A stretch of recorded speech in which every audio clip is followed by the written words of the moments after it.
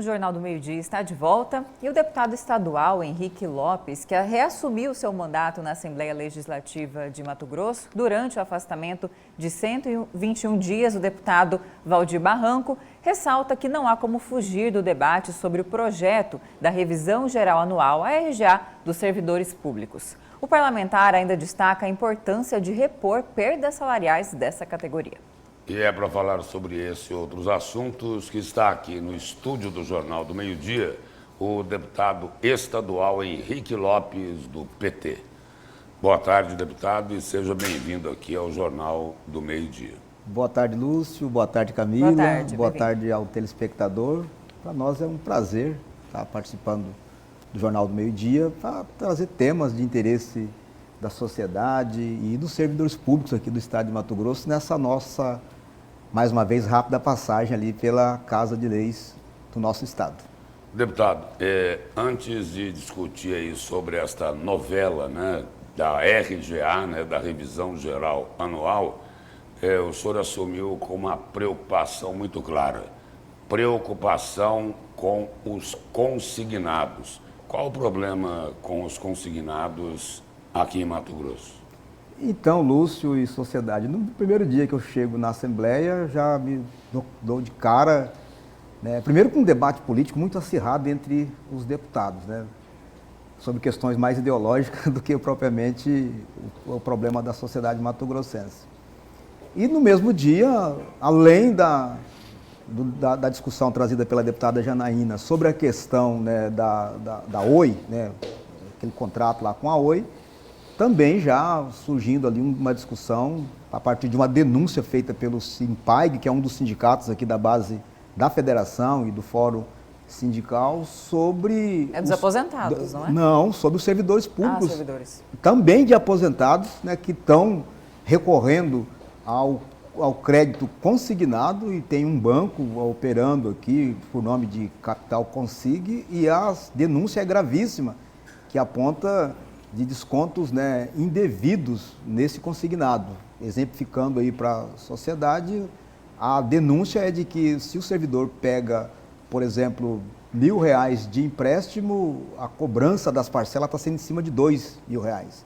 O banco teria lastro para participar desses empréstimos aí, para conceder os empréstimos aos servidores? Então, essas são as questões que estão sendo levantadas, tanto pelo sindicato, pelo Simpag, como pelo escritório de advocacia que vai cuidar dessa questão. Informações preliminares dão conta que não, né? E também as informações preliminares dão conta de que parece que houve, né, um certo descuido por parte do governo do estado, que é quem paga, que é quem faz o controle, né, ali dessa questão da folha de pagamento dos servidores. Há um limite de endividamento, né, colocado aqui nas leis estaduais, nas leis do nosso estado, razão pela qual, ao chegar na Assembleia Legislativa, não vejo outra alternativa de que um assunto de tamanha natureza, que tem praticamente parecido com o debate que está sendo feito em nível nacional sobre a apropriação indébita de recursos de servidores, não tem outra saída a não ser buscar o esclarecimento, e esse esclarecimento, é claro, a gente espera que os órgãos competentes, aí, Ministério Público,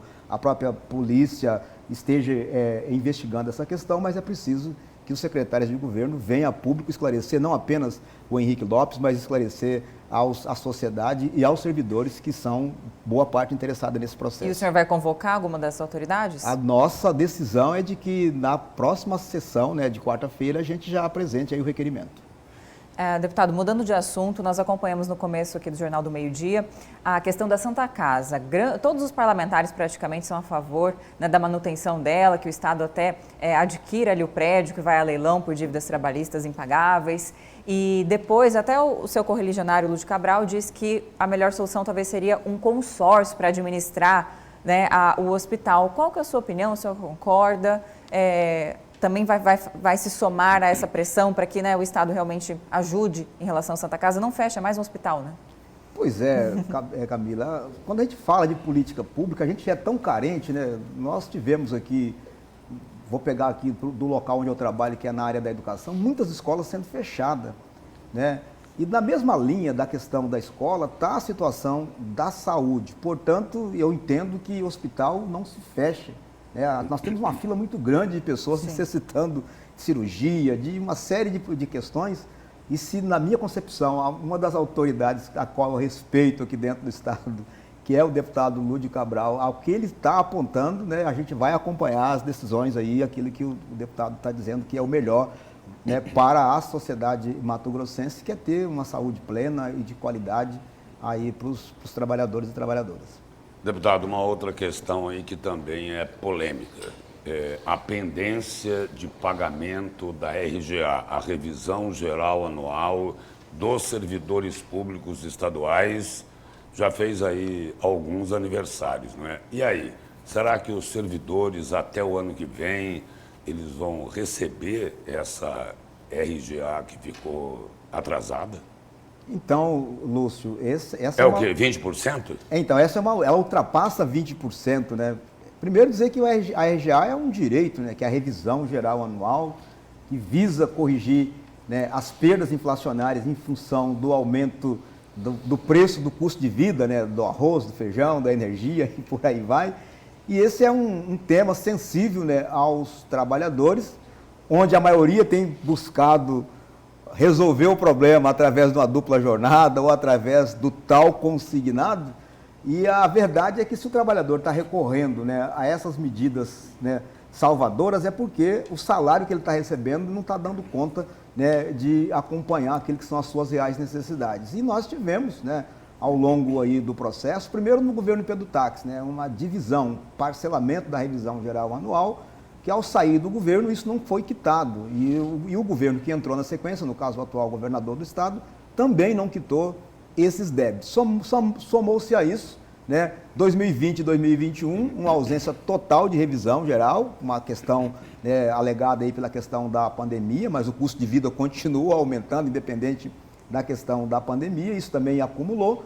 E a gente também teve um comportamento, né, do atual governo do estado que em determinados momentos não corrigiu de forma integral a questão da revisão geral anual dos servidores. Então, a informação que eu já encontro dentro da Assembleia, que é uma mobilização, né, por parte de alguns deputados, no objetivo de apresentar um projeto de emenda à Constituição aqui do Estado de Mato Grosso, com base em estudos, em dados, né, aí que apontam que as perdas dos trabalhadores ultrapassam 20%, e eu espero, né, eu vou me somar, é claro, a essa luta. Sou um servidor público aqui do Estado de Mato Grosso, um professor de mais de 30 anos de carreira e agora na condição de deputado, né, com um poder maior para poder ajudar a fazer esse debate, e espero que haja da parte do governador do Estado de Mato Grosso também, né, a sensibilidade de avançar nisso daí, porque não é falta de dinheiro, né? Mato Grosso tem muito recurso, né, e que pode, inclusive, sim, a valorizar os servidores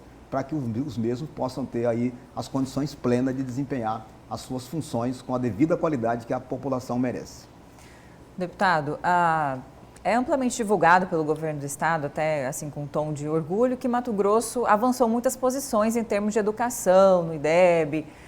No entanto, por outro lado, o Sintep, com muita frequência, quando o presidente vem aqui, ele mesmo diz que há uma maquiagem, isso nas palavras dele, desses dados, que muitos alunos não estão devidamente, né, saindo preparados ali, não têm capacidade de aprender devidamente, o ensino não está de qualidade. O senhor que vem, né, deste meio, qual que é o verdadeiro panorama da educação do nosso estado? Assino embaixo as falas do presidente do Sintep. Aliás, é preciso entender como é que funciona essa questão do IDEB, né?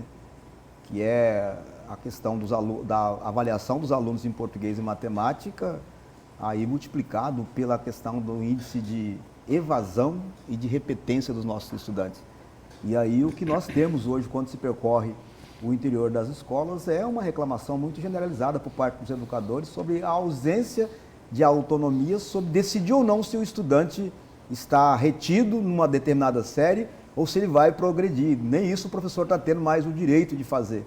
O que se reclama por aí, por exemplo, é que muitos estudantes que frequentou até o 2º bimestre a escola e desistiu da escola, no ano seguinte ele está na série seguinte, por algumas medidas adotadas aí pelo Estado. Ora, se eu tenho um índice, um indicador que é medido por taxa de evasão e por taxa de repetência, e se eu trago de forma artificial esse estudante para dentro da escola, e se eu faço a progressão dele mesmo sem ele ter passado ali pelo crivo do professor. Então, na verdade, está havendo sim, né, uma certa forçada de barra para se chegar a um determinado resultado, sem que com isso possa, de fato, traduzir na chamada aprendizagem, né, efetiva. Deputado. Eu só quero dizer o seguinte, viu, Lúcio?